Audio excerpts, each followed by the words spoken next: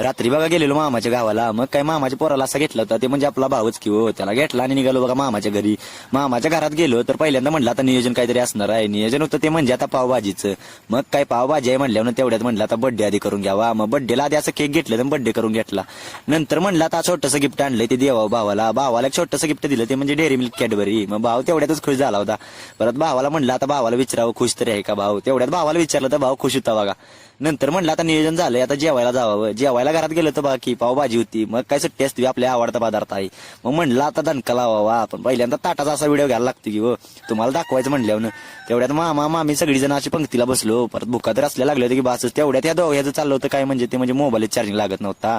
तेवढ्यात ही दोघं बघा की जेवता नव्हता उठून आली होती ते म्हणजे बहिणीनं गिफ्ट आणलेलं घेतलं नव्हतं त्यानं. मग शेवटी घेतलं बघा. भाऊ पण खुश आणि बहीण पण खुश. कसं गिफ्ट आहे बघा. दीदीने एवढं खतरनाक काम केलं होतं की बसच. तेवढ्यात बघा सकाळी मामा म्हणला काहीतरी पेटव. थंड लय वाजत म्हणून असं पेटवलं.